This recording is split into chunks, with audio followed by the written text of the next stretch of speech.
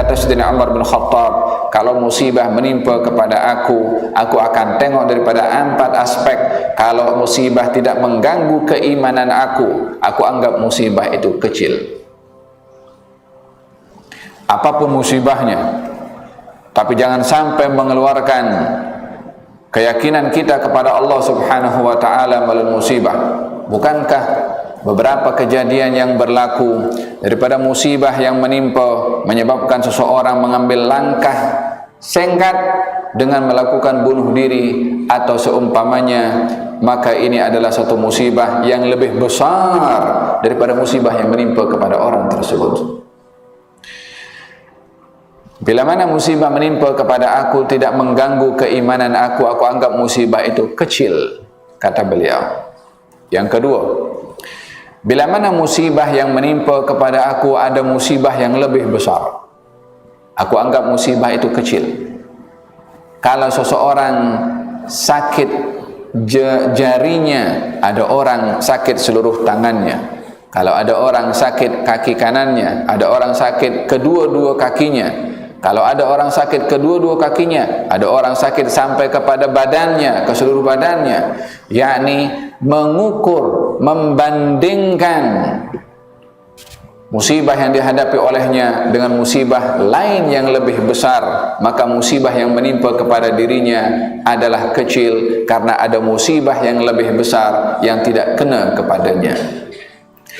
Yang ketiga, kata beliau, kalau musibah menimpa kepada aku dan aku dianugerahi oleh Allah Subhanahu wa taala sabar menyikapi musibah. Sabar ini adalah satu rezeki. Sabar ini satu pemberian.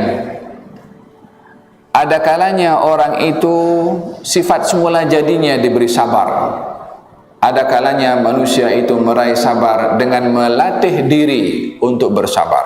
Innamas sabru bitasabbur. Sesungguhnya sabar itu boleh didapat dengan melatih diri bersabar.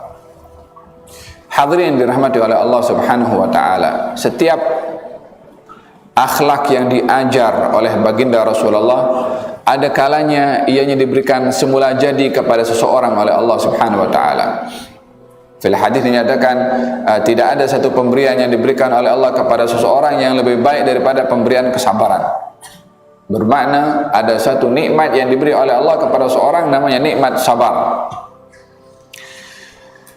Ada kalanya seseorang akan mendapatkan sabar itu dengan melatih diri bersabar ketika berhadapan dengan musibah, dan bersabar itu berhadapan dengan musibah ketika musibah menimpa, masa itu dia dituntut untuk bersabar. Bukan dah berlalu 1-2 hari, 1-2 minggu baru nak bersabar.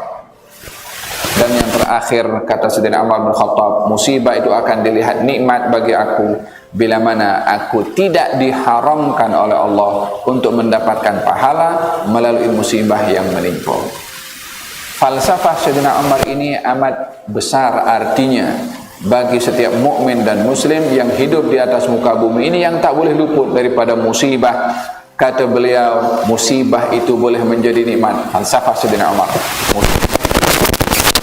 bila mana tidak menyentuh kepada akidah, bila mana ada musibah yang lebih besar tidak kena kepadanya, bila mana dianugerahi kesabaran berhadapan dengan musibah, dan yang terakhir adalah bila mana tidak diharamkan untuk mendapatkan pahala daripada Allah melalui musibah, maka musibah itu adalah satu nikmat.